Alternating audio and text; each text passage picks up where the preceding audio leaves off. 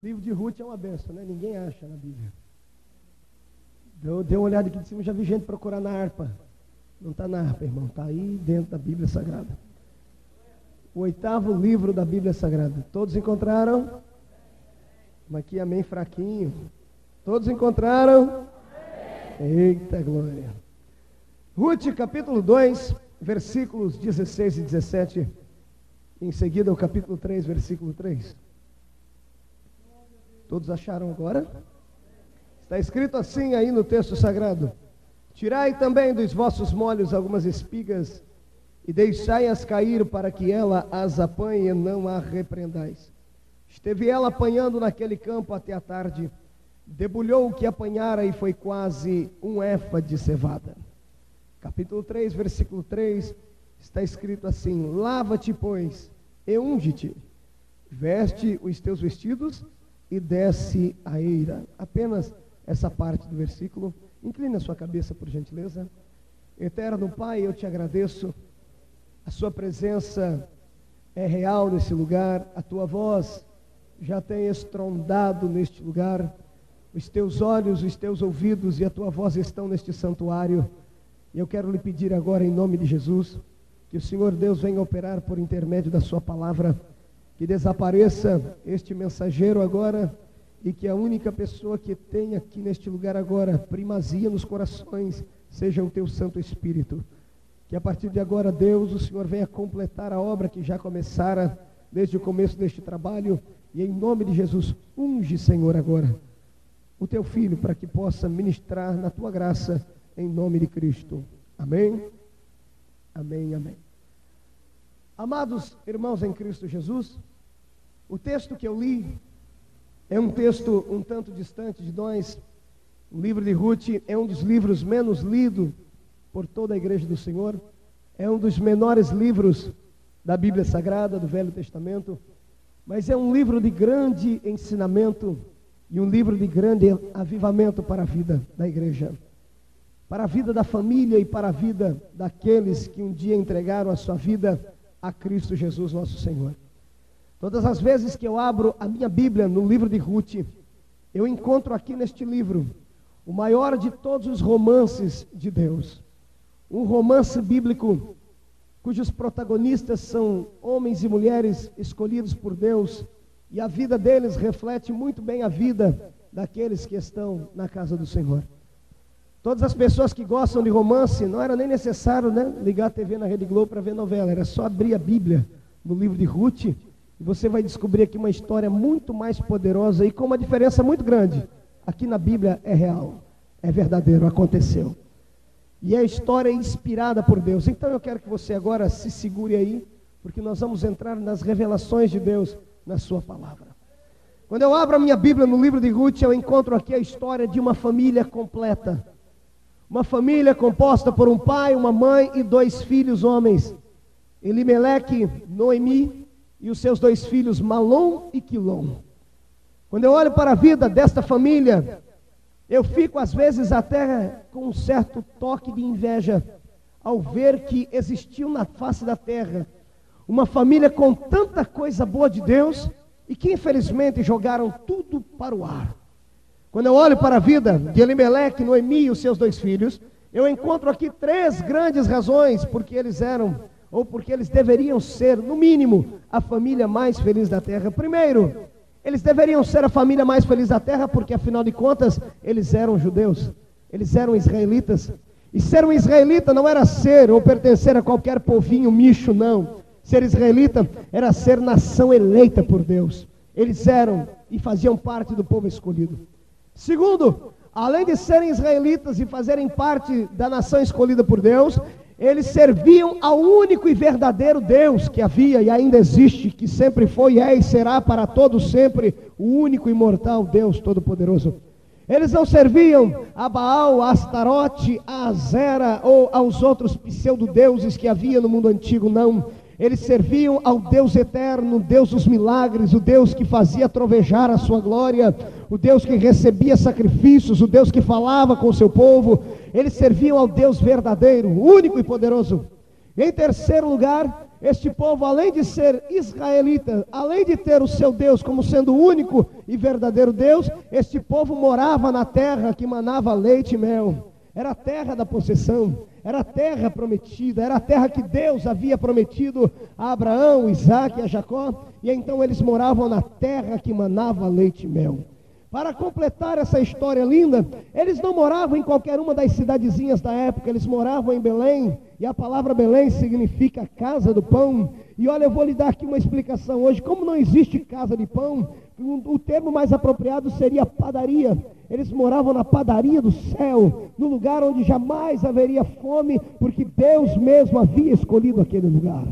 Quando nós olhamos assim do lado de fora, como quem tem uma visão global da história, nós começamos a entender que este povo, esta família, não tinha motivos para ser triste, não tinha motivos para abandonar a Deus, não tinha motivos para se entregar às paixões infames, não tinha motivos para se corromperem com as coisas da vida. Porém, infelizmente, esta família caiu em degradação, e é sobre essa história que eu quero comentar com os irmãos aqui.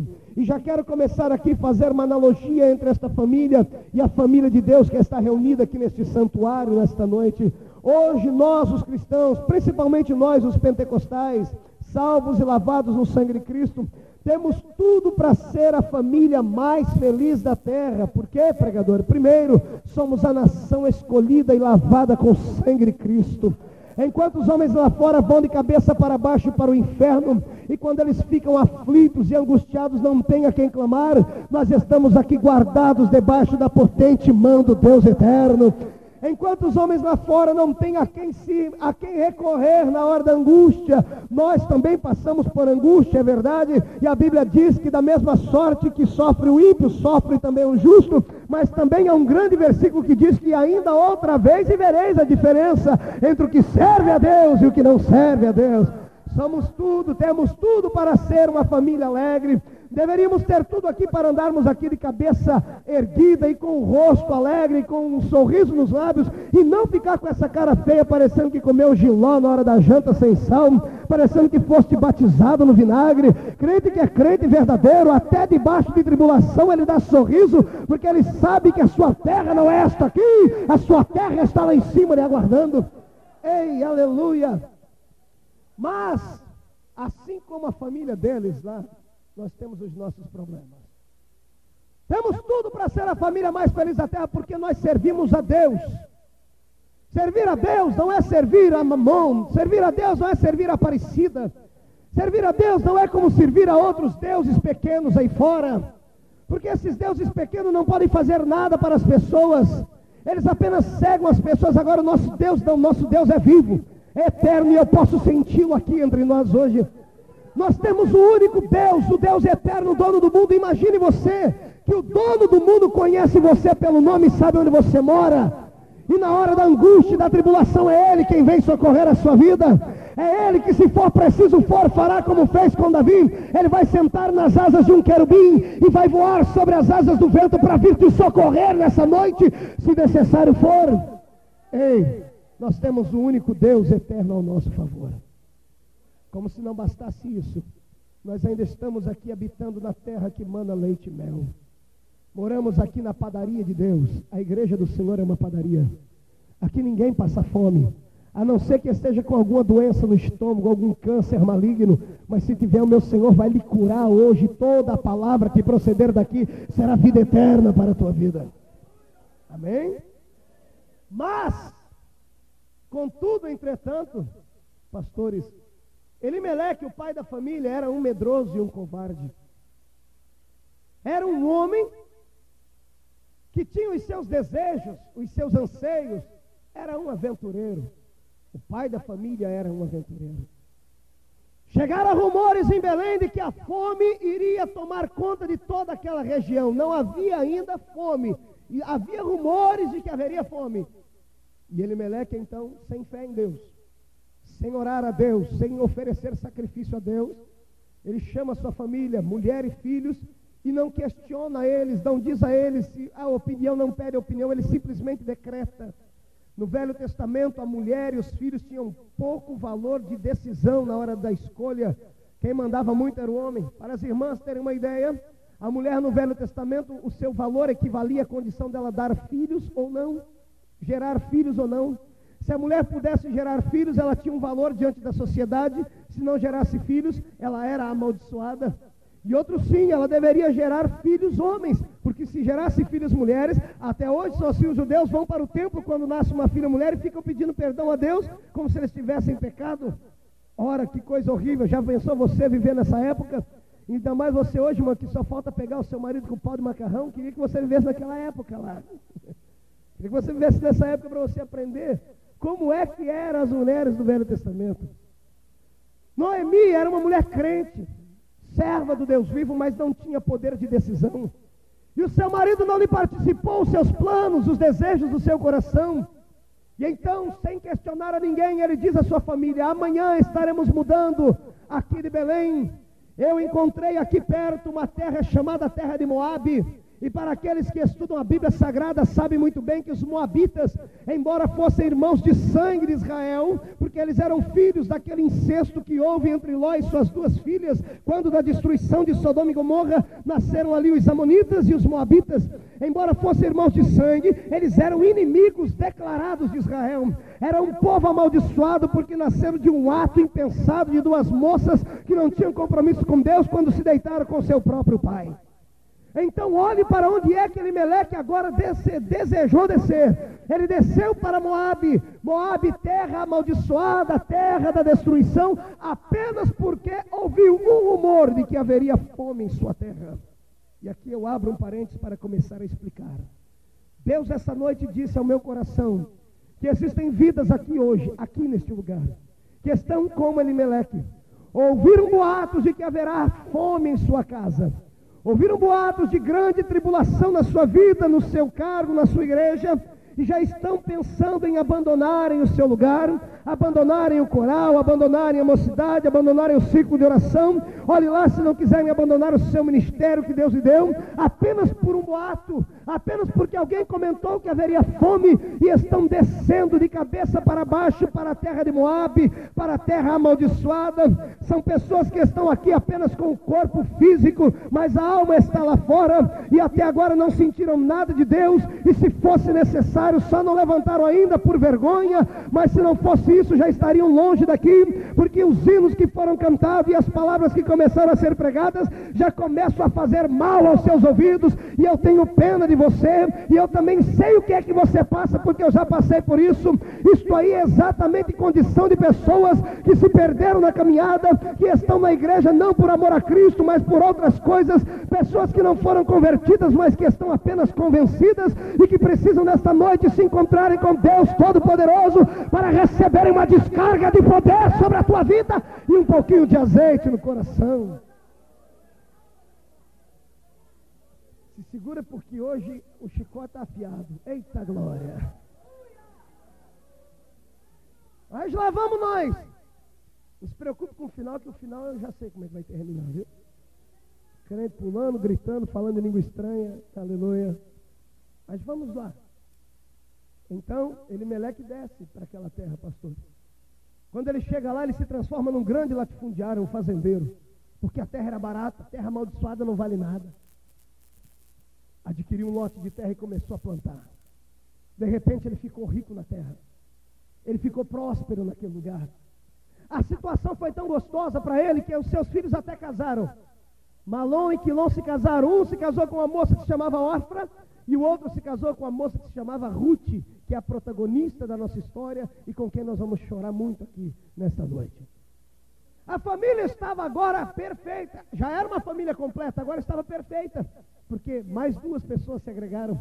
E era costume na época todos morarem juntos debaixo da casa, né? Parecia casa de Piauí. Lá na minha terra tem muito Piauí, os Piauí descem para lá para ir cortar cana, então eles moram tudo junto, né? É uma benção, eles confundem panela com pinico, é uma benção, só o sangue de Cristo. Aí, lá estavam eles reunidos dentro da sua casa, tudo estava muito bem. Quem olhava de longe dizia: ei, parece que Deus abençoou o irmão que desviou lá, rapaz, você viu? Não é tão ruim ser desviado. Elimeleque desviou dos caminhos do Senhor e está lá todo abençoado, está rico, está próspero, tem gado, tem plantação, tem de tudo, homem. E aparentemente, às vezes, o nosso coração é tomado de engano. E muitos dos nossos que estão aqui começam a sentir inveja do mundo lá fora. Pessoas que às vezes se perdem no meio do caminho. Eu vou dizer para você, não é vergonha sentir isso. Não precisa ter vergonha de às vezes ser diferente dos demais, ser fraco. Não precisa ter vergonha disso. Porque não existe aqui entre nós nenhum super-homem, nenhuma mulher maravilha. Todos que estão aqui só estão aqui por causa da graça de Deus.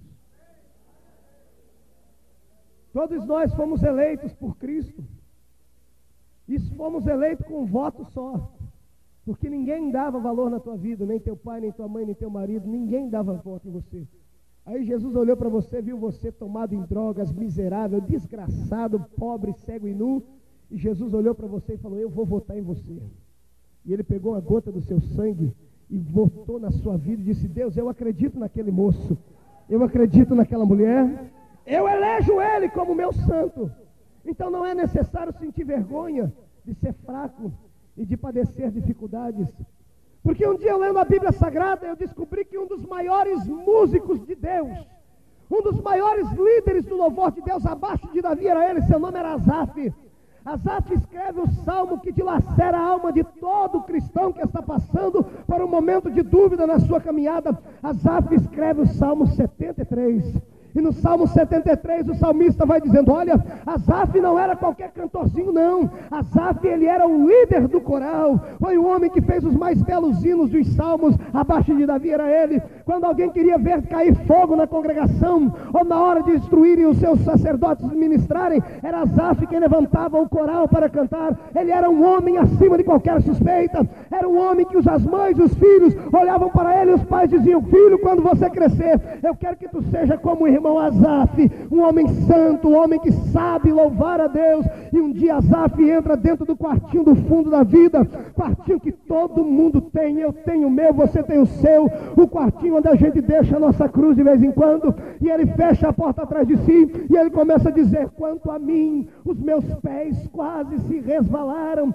quase se desviaram, porque eu comecei a olhar para o ímpio, e a vida do ímpio é melhor do que a vida daquele que serve a Deus, disse Asaf. Asaf foi mais longe e disse assim, olha Deus, parece que o ímpio não tem aperto nem na sua morte, eles nem parecem ser humanos, parecem ser sobre-humanos. Asaf começou a olhar para o ímpio, eu não sei o que estava acontecendo na vida do homem, do corista de Deus, eu sei que Asaf estava entre a cruz e o punhal, e ele estava passando pelo vale da sombra e da morte, mesmo vale que você está passando, e ele vai citando ali pelo menos 16 versículos, apenas mostrando para Deus a tristeza do seu coração. E quando ele já estava para entregar os pontos a Satanás, quando Satanás já estava para roubar dele toda a alegria, aí Deus dá um livramento, e Asaf diz, até que eu entrei no santuário de Deus. E ele diz, quando eu entrei no santuário de Deus, eu descobri que a vida do ímpio é esterco diante de Deus. Eles podem viver uma vida de aparência, mas a alma deles está condenada.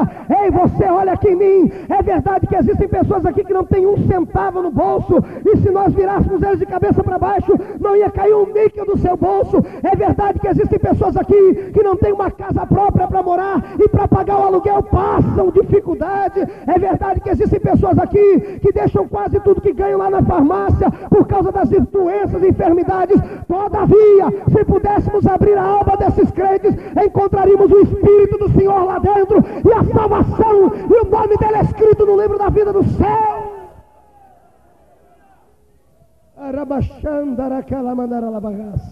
Levante seu dedo para cima comigo, aponte para o irmão mais bonito do seu lado, diga para ele, meu amado, não se sinta inferior, não se sinta constrangido de ser fraco. Há um Deus no céu que escreveu a tua história, e ainda que ninguém acredite em ti, Ele crê na sua vida. Glorifique o nome do Senhor.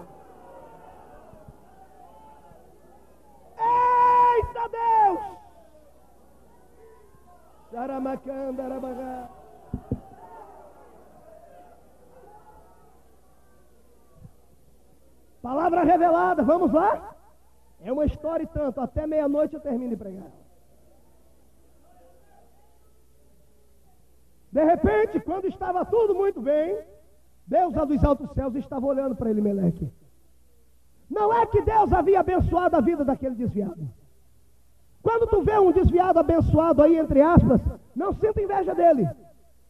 Não se assuste, porque existe em volta do cristão um laço, e não é o laço do passarinheiro, é o laço da misericórdia de Deus.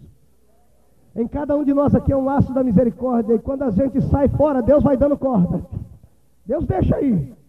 Deus fica sempre esperando que essa pessoa que está indo olhe para trás e diga: Deus, estou aqui, me perdoa. E Deus perdoa instantaneamente. Mas o ser humano tem um coração ruim, irmão. O ser humano é a criatura mais complexa que Deus fez na terra. Cada cabeça aqui é uma sentença. Otário é o pregador que acha que pode ganhar todos. Ninguém nunca vai aceitar tudo que é falado aqui em cima, porque cada um é cada um. E Deus te entende do seu jeitinho aí. Deus conhece você com seus defeitos. Deus aceita você com essa sua ranzinzice toda aí. Deus aceita você. Por quê, pregador? Porque Ele te ama. E quem ama não vê defeitos. Quem ama não vê defeitos. É isso, por isso que Jesus te suporta. Nem a tua mulher te suporta, cabra. Mas Jesus te aceita.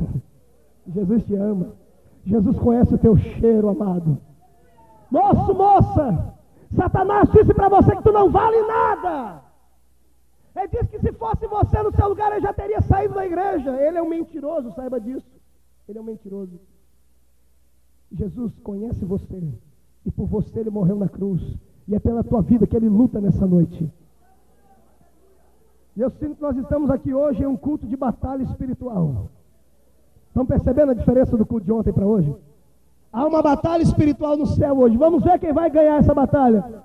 Se são os demônios ou se são os anjos. Eu acredito que são os anjos, amém? Vamos lá. De repente lá está Elimeleque, senhor fazendeiro. E Deus do céu esperava que ele se arrependesse. E ele não se arrependeu. Como ninguém brinca com Deus, Deus mandou lá na casa de Elimeleque o seu mensageiro. O mesmo anjo que passou lá no Egito à meia-noite, Deus manda ele lá. O mensageiro que eu não quero jamais recebê-lo na minha casa. Faço orações para que ele não chegue na minha casa, porque quando ele vem, ele não gosta de voltar sozinho de jeito nenhum. É o mensageiro chamado Dona Morte. Conhece ela? Ela é terrível. Quando ela vem, ela não volta sozinha. Quando ela vem, ela causa separação e dor. E Deus usou a Dona Morte na casa de Elimeleque. E ela não bateu na porta, não mandou telegrama, não mandou um e-mail, não mandou um fax. A Dona Morte chegou e gritou: Elimeleque! E antes dele responder: eis-me aqui. O seu corpo tombava no chão. E a sua alma era carregada para o Hades. Como se não bastasse, a maldição estava sobre a família agora. Dura coisa é Deus se irar, mas Deus se ira, irmão. É verdade que Deus é longânimo, mas quando Deus se ira, sai de baixo. A maldição veio sobre a família e os filhos morreram também. Malão e Quilão encapotaram. Deus começou a tratar com aquela família.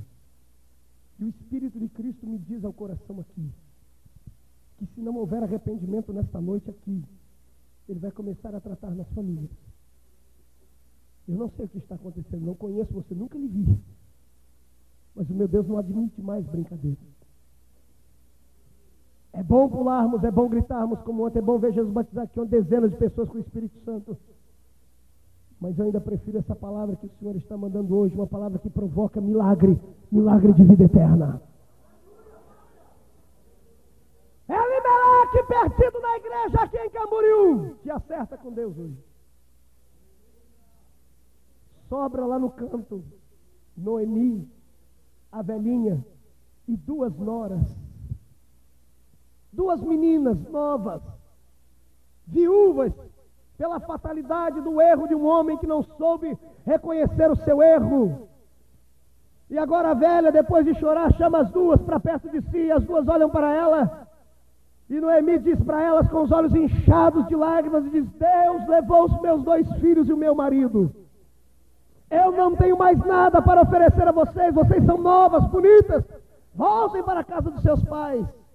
Orfa era mais carnal. E ela parou e pensou: de fato, esta velha agora viúva não tem nada para me dar. Voltarei para a casa do meu pai. Mas Ruth não. Ruth olhou para os olhos da sogra e disse: minha sogra, a partir de hoje o seu Deus será o meu Deus. A tua terra será a minha terra. Onde tu fores, eu irei contigo.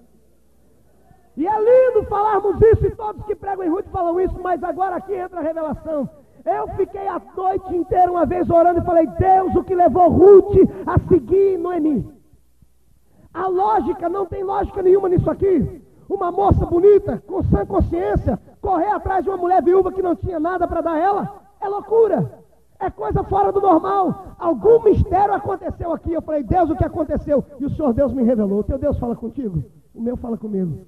E eu disse: filho, aquela mulher Noemi, embora ela não tivesse voz ativa em casa, quando os homens iam trabalhar, ela nunca se esqueceu do maior de todos os mandamentos que Moisés deu à sua igreja na época. Moisés um dia reuniu os velhos, os anciões, e disse: atenção, povo meu, a partir de hoje nunca deixem de contar aos seus filhos e aos filhos dos seus filhos a história do Deus de Israel.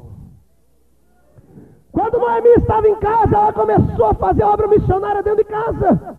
Ela começou a sentar com as duas meninas que eram lá de Moabe, que não conheciam a história de Deus. E eu posso imaginar a velhinha sentada com as duas e dizer: olha, existe um Deus nos céus que um dia arrancou o povo dele lá das mãos de Faraó, mandou as 10 pragas. Ele caminhou com o nosso povo no deserto. De dia o calor era intenso e ele vinha em forma de nuvem. De noite o frio era intenso e ele vinha em forma de coluna de fogo. Quem entrava contra Israel morria ao fio da espada. Olha, o Deus eterno aqui que eu estou dizendo é um Deus tão poderoso que um dia ele fez Gideão com 300 homens matarem o exército inteirinho, porque ele era Deus e ele ainda é o mesmo Deus. Este Deus é o Deus do meu povo, é o Deus da minha família, é o Deus dos meus pais, é o Deus que vocês precisam aceitar. E eu começo aqui a explicar isso. Sabe por que a nossa juventude está perdida? Sabe por que os nossos jovens já não são mais poderosos no Senhor?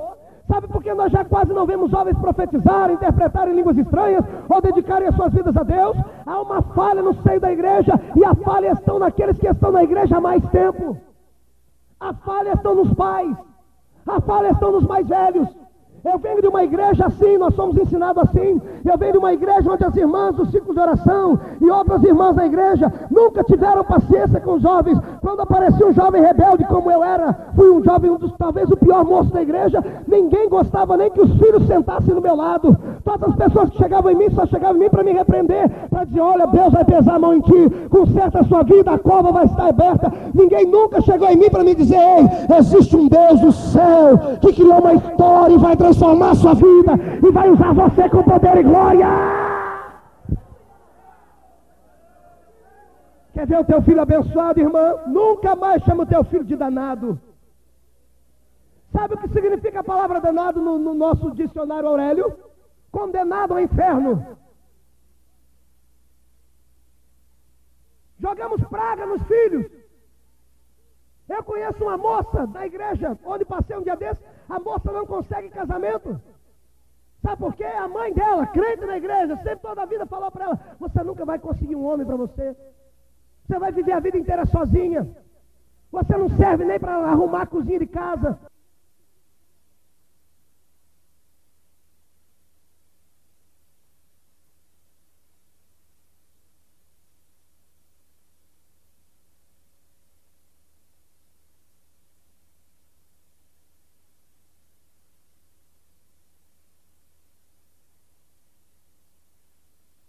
Está lá a menina não consegue fazer nada, ela tem medo de colocar a mão na cozinha, quando tudo que ela coloca a mão quebra.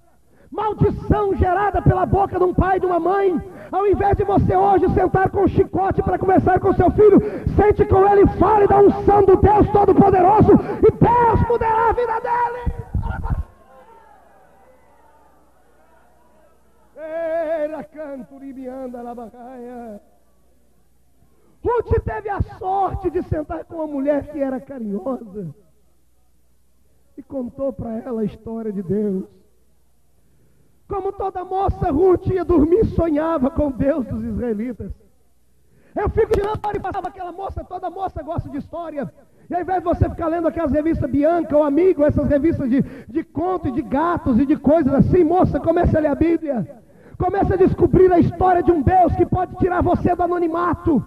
Há 3 anos atrás eu estava numa cidadezinha no interior de São Paulo, criada em uma vilazinha lá chamada Vila Tatu, andando descalço lá de pé vermelho. Ninguém dava crédito à minha vida. Quando eu comecei a descobrir a história do Deus de Israel, Ele mudou o meu nome, Ele mudou a minha vida, Ele mudou a minha história, Ele me deu as nações por herança. Deus fará isso na tua vida também. Crê nisso?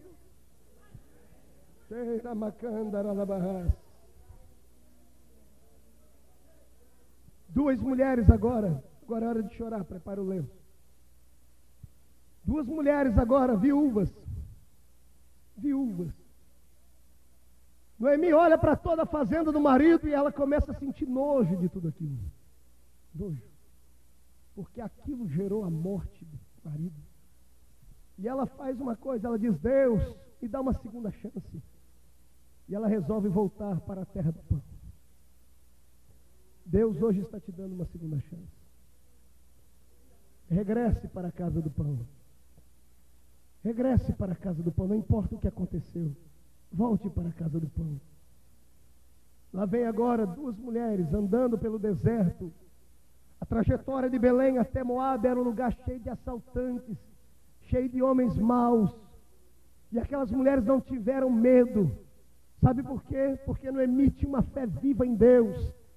E quando aquelas 2 mulheres caminhavam, os homens que olhavam de longe, eu acredito que se assustavam, viam 2 mulheres andando de preto no sol quente. Uma visão mórbida de 2 mulheres que eram viúvas andando sozinhas, sem comida, sem nada, em um caminho todo perigoso. Aos olhos humanos aquilo era horrível, porém lá dos altos céus tinha 2 olhos como chama de fogo que contemplava a vida delas. Você pode se esconder do seu pai, pode se esconder do seu marido, pode se esconder do seu pastor, pode se esconder do seu amigo, pode se esconder de todas as pessoas desta terra, mas dos olhos do Deus Todo-Poderoso você jamais se esconderá. Deus te conhece, Deus te vê, ainda que se você pudesse se vestir de preto e entrar dentro de uma caverna escura e colocar sobre você um monte de picha preta, Deus todavia te enxergaria lá dentro, como Ele está te enxergando aqui agora, porque Deus conhece o seu coração. Não fujas de Deus. Não. Quando elas entram pelas portas de Belém, nenhuma pessoa foi recepcioná-las, pastor Amaral. Os amigos, os irmãos, os compadres e as comadres, ninguém queria cumprimentar Noemi. Sabe por quê? Porque a fama havia se esparramado. E todos sabiam que Deus havia matado Elimeleque, Malom e Quilom. Quando elas vinham chegando lá na porta de Belém, lá estavam os compadres. Companheiro, aquela lá não é Noemi? Olha como é que ela está feia. Está amaldiçoada. Você vai ajudar ela? Eu não. Eu não quero nem encostar o meu dedo nela, porque senão eu vou ficar amaldiçoado também. Eu olhar para pegar na mão dela? A lepra que está nela do pecado vai passar para mim? Não quero distância dela.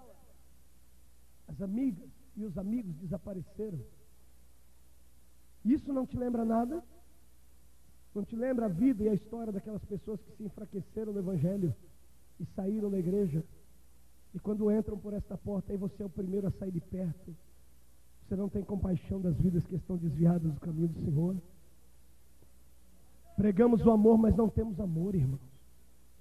Somos muito falsos. Aqui dentro agora tem gente que está sentado bem longe um do outro que não pode se olhar.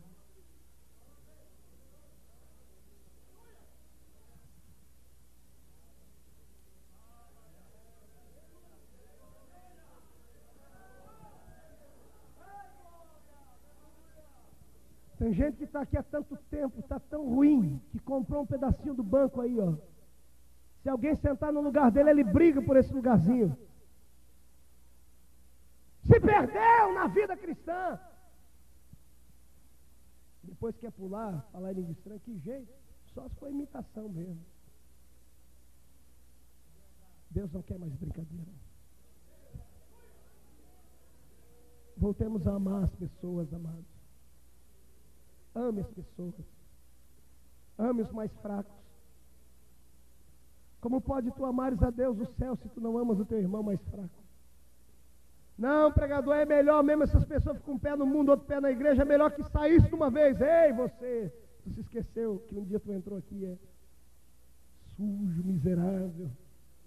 Quando você chegou aqui na frente, ninguém nem queria tocar em você. Aí Jesus lá dos altos céus deu um banho em você com o sangue dele. Colocou o Espírito Santo dentro de você. Mudou até a tua roupa. Hoje você é bonito, até cheira bem. E acha que é dono da igreja, acha que é dono do lugar onde está, acha que é dono da verdade. Jesus está muito triste com você.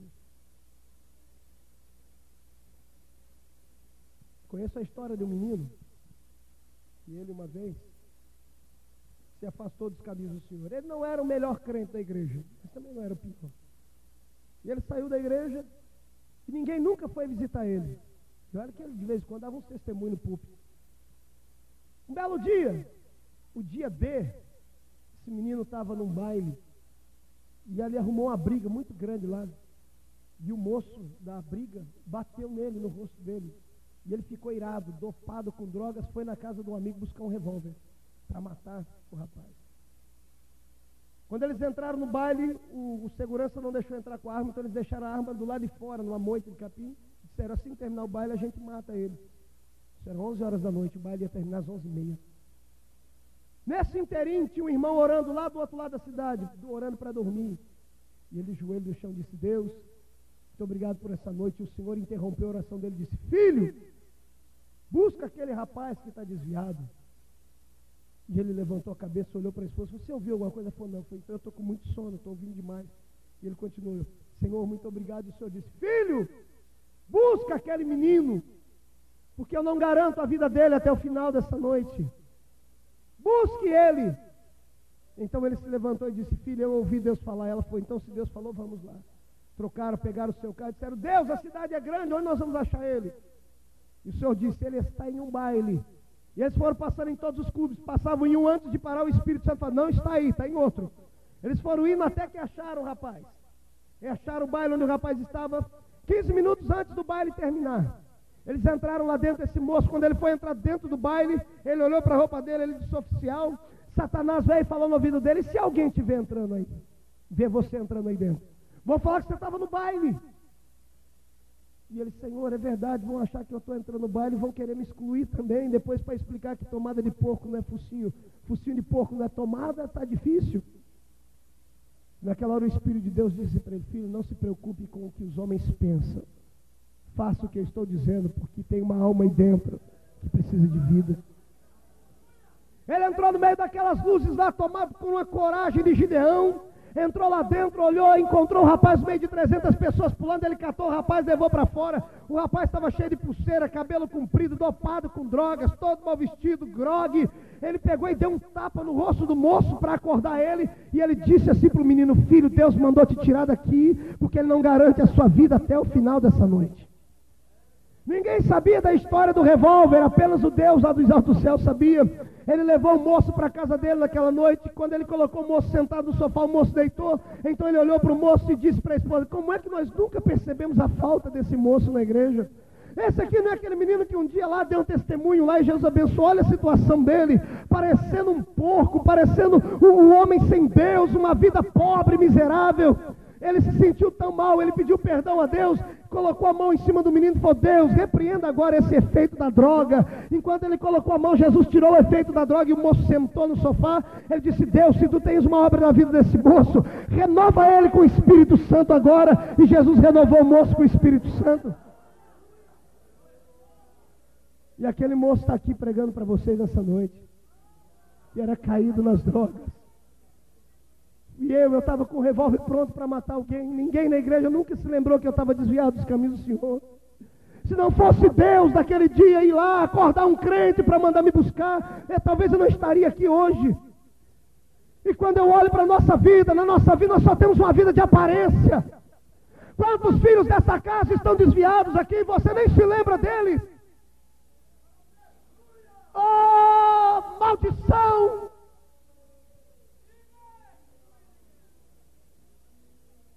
O espírito de julgamento que toma conta dos crentes, que se tornam juízes na casa de Deus e acusam as vidas, acham donos dos seus narizes e acham que podem julgar a vida dos outros. Hoje o Senhor manda te dizer, você não é juiz, tu é apenas um réu como ele. A graça do perdão não é tu quem dá é Deus.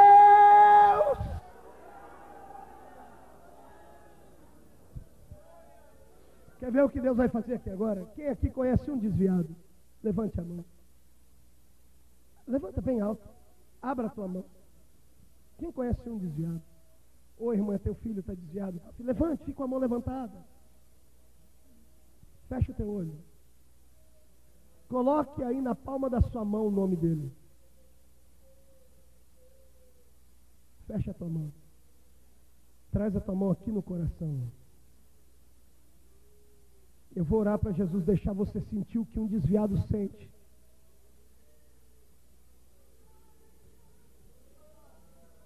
Jesus, permita o teu povo sentir o frio que um desviado sente lá fora.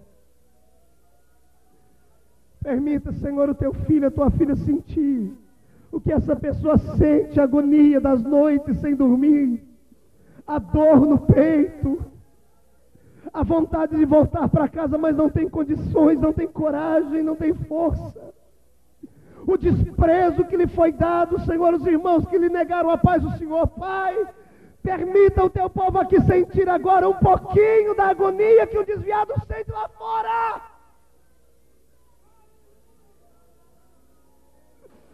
Essa falta de ar, essa dor no peito, as lágrimas vindo para os olhos, é o que um filho de Deus passa lá fora. E Deus hoje quer que você se levante como um verdadeiro homem e mulher para buscar aqueles que estão lá fora, porque a vida deles está por um fio. Deus entrega na tua mão agora a alma dele. Busca aquela alma, filho de Deus.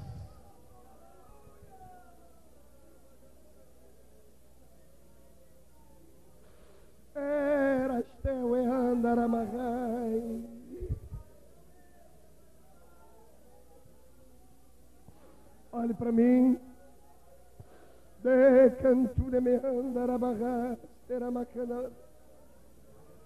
Irmã, não dê ouvido para o diabo não. Teu filho está desviado, Jesus vai trazer ele de volta, vai transformar ele num pregador.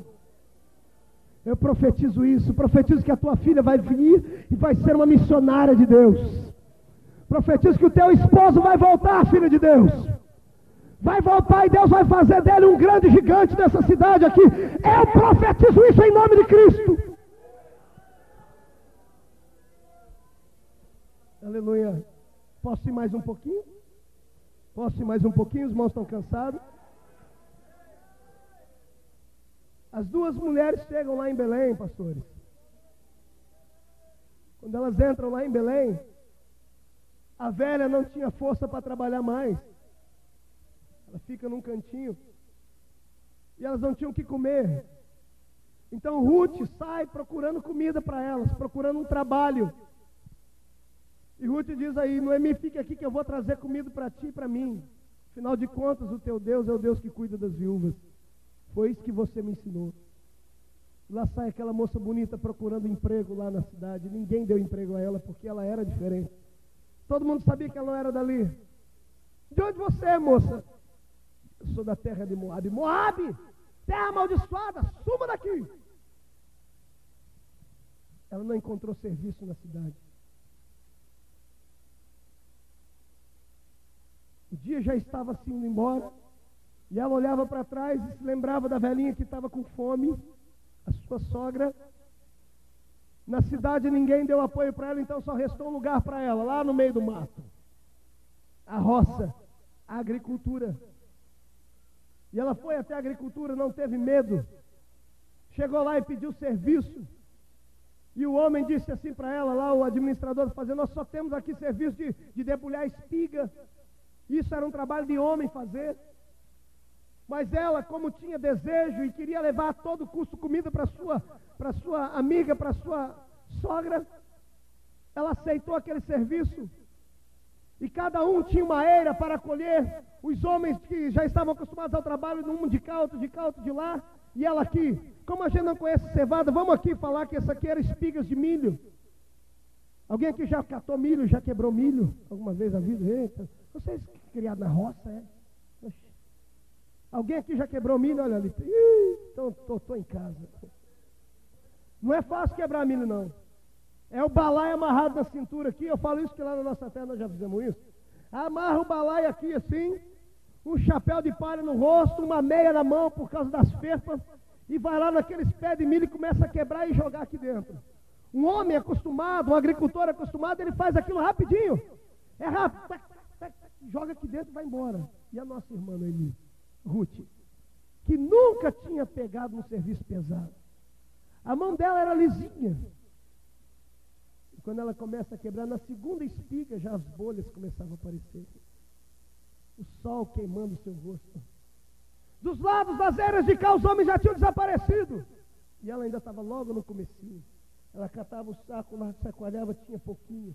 Não ia dar para ela levar nem para ela comer. Onde lá para sua sogra. Ela não tinha força, mas ela tinha um dom. Um dom que eu quero que Deus dê a você hoje. A vontade. Ela não tinha força, mas tinha vontade. Repita comigo, vontade. Você pode não ter força, mas se você tiver vontade, Deus vai entrar na tua vida com providência hoje. Enquanto ela está lá tentando colher tudo na maior dificuldade, Deus lá dos altos céus, eu acho que Deus debruça na janela dos céus, e Deus olha para baixo, e Deus se apaixona por aquela moça. E eu acho que ele comenta com alguém lá no céu, anjo, olha lá, aquela menina nem é de Israel, é lá de Moabe. Ela não precisava estar ali, ela podia estar em casa agora, numa cama quentinha, comendo comida dos seus pais, mas não, ela está lá na roça, trabalhando para levar comida para minha serva Noemi. E Deus então começa a amar aquela moça. E enquanto Deus está olhando para ela, o dono do mundo olhava do céu para baixo. Chega na fazenda, lá o dono da fazenda. Uma carruagem bonita. Ele desce com as suas roupas de linho puro, perfumado. O nome dele era Boaz. Boaz significa dono de todas as coisas, senhor de muitas posses. Boaz chega e ele começa agora a sondar as eiras. E ele olha, de cá foi colhida bem, a de cá foi colhida bem. E começa agora a vigiar a fazenda. E de repente os olhos dele param onde? Na eira onde Ruth estava colhendo ainda. E quando ele olha para a eira de Ruth, a eira dela não estava colhida. Eu acho que lá vem o administrador da fazenda, sou Boaz, eu posso explicar. Eu dei serviço para essa menina aí, porque ela estava com fome. Eu sei que ela não está colhendo nada. Eu acho que Boaz vai, cala a boca aí, rapaz, espera aí. Deixa eu olhar, que coisa linda. Eu nunca vi uma moça tão bonita na vida. E quando ele vê ela colher ali, Deus lá dos altos céus olha, chegou aí, Boaz. Boaz. Deus pega o dedo dele assim e aponta no coração de Boaz. Pá! Boaz, ama Ruth, Boaz. E Boaz se apaixona por ela. Eita, isso é melhor que novela, irmão. Isso é coisa do céu. A menina que não tinha nem o que comer, agora tinha Deus dos céus olhando para ela e o dono da fazenda olhando de cá. Adivinha onde é que vai dar esse negócio?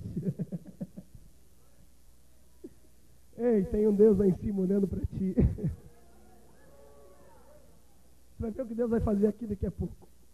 Daí a pouco Deus olha para ela, Boaz também. Aí Boaz, ao invés de mandar ela parar, sabe o que ele faz? Ele chama o administrador, vem cá, administrador. Então, chama os capatazes e já colheram aí hoje, tá bom? Chamou os empregados. Aí ele diz o que nós lemos no capítulo 2, 16, 17. Tirai dos vossos molhos as vossas espigas e deixai cair no chão, para que ela rude toda espiga e não a repreendais. Mas como nós colhemos, não interessa, o dono aqui sou eu, faz o que eu estou mandando. Vão na frente dela e joga as espigas no chão e não deixa ela ver, hein? E lá vai o dono. Na frente começa a jogar as espigas no chão. Todo mundo revoltado. Eu colhi esse negócio, mas o patrão mandou, tá mandado. Só que espiga no chão, Ruth. Ruth termina de pegar uma espiga aqui.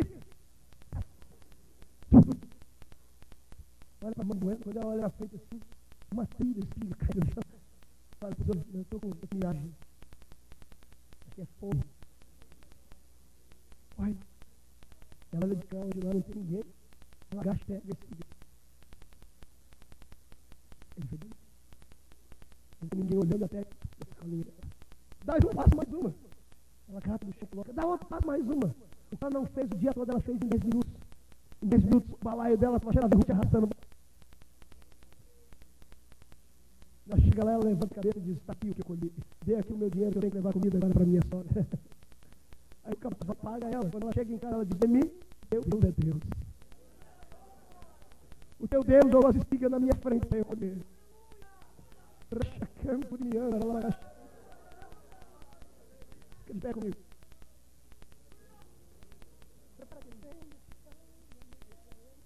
Olha para mim. Quer ver que coisa linda? Quer ver o Pentecoste aqui agora?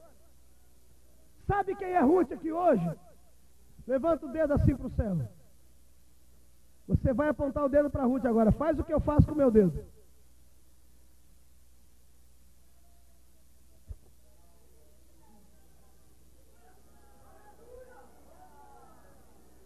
Você é Ruth e eu também.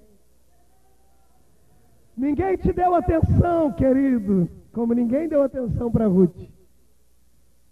Aí, como ninguém te deu atenção, você foi parar na roça de Deus, que é aqui. A igreja é a roça de Deus hoje. E você mesmo sem ter força, você tem vontade. E você está tentando colher as espigas da tua bênção há muito tempo, amada. Você não consegue colher. Não é que Deus te abandonou, não, os olhos de Deus estão sobre a sua vida. E agora, enquanto você está tentando colher essa bênção do batismo, da cura, da salvação, saiba que lá nos céus Deus está lá, na janela do céu, olhando para você. E Deus diz lá para Jesus, meu filho, eu amo aquela pessoa lá. Ela não era crente, ela veio lá do mundo, ela aceitou a minha vida apenas porque alguém contou a história da minha vida para ela. E enquanto Deus olha para você, adivinha quem chega aqui agora na roça? O dono da roça, o nosso boy, Jesus Cristo. Jesus chega de linho branco aqui agora, com os pés como latão reluzente. Um cinto de ouro no peito.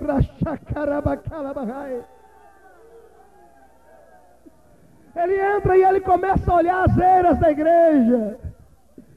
A opção de trabalho de cada um, ele está olhando para você, amado, aqui do púlpito. Ele olha para você, moço, moça, para você aí, ele está olhando. E ele sabe que você não vai conseguir colher as suas espigas. E então o nosso boy chama o administrador da roça. Quem é? O Espírito Santo. Jesus diga, Espírito Santo, vem aqui. O Espírito Santo, pois não, Senhor. E o Espírito Santo comenta, Jesus diz, quem é aquele homem lá? Quem é aquela mulher? E o Espírito Santo comenta, aquela é a irmã Maria, Senhor, ela não tem força, mas ela tem vontade, ela está com fome. Ela quer levar comida para casa, para os filhos. Ela quer a salvação. Ela quer o batismo com o Espírito Santo. E Jesus não fica com raiva de você por você não conseguir colher. Jesus diz ao Espírito Santo, chame aí os meus capatazes. Quem são? São os anjos do Deus eterno. E os anjos de Deus estão aqui nessa congregação agora. E o Senhor diz, anjos meus. Sim, Senhor. Está vendo aquela mulher, está vendo aquela moça, está vendo aquele obreiro? Vai na frente dele agora, para quê? Joga na frente dele as espigas, a espiga da salvação, a espiga da cura, a espiga do batismo com o Espírito Santo, a espiga da bênção financeira. Joga na frente, porque a minha filha vai colher, o meu filho vai colher, vai levar para casa dele.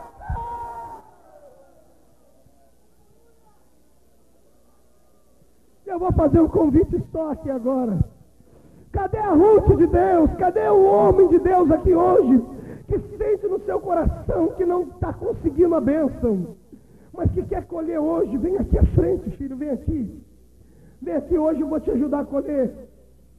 Cadê o filho de Deus que está afastado dos caminhos do Senhor? Ei, Elimeleque, volta para a casa do pão. Cadê você? Aproveita, vem para frente também. Porque Deus vai inundar esse lugar aqui de glória e de gozo agora. Vem chorando mesmo, irmão. Vem chorando mesmo.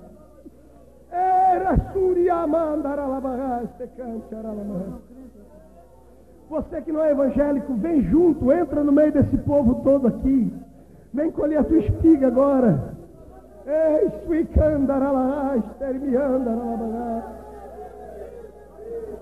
vem, filho de Deus.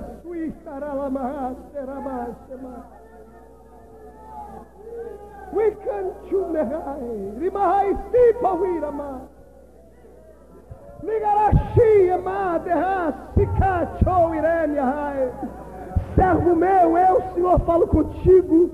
Homem fiel e bom, eu conheço o teu coração. Eu conheço os teus inimigos e eles já estão debaixo dos seus pés. Tu também, sendo obreiro meu, as pessoas olham para ti e acham que tu és um super-homem. E eu sei que tu não és, eu conheço as tuas fraquezas e falhas. Todavia eu, Senhor, te digo assim hoje, eu vou lhe ajudar também a colher as tuas espigas. O desejo do teu coração eu vou cumprir. Apenas sofre mais um pouquinho nesta tua cruz, eu te ajudo a carregar. Porque eu sou Deus da tua vida. Fica na minha paz, servo meu.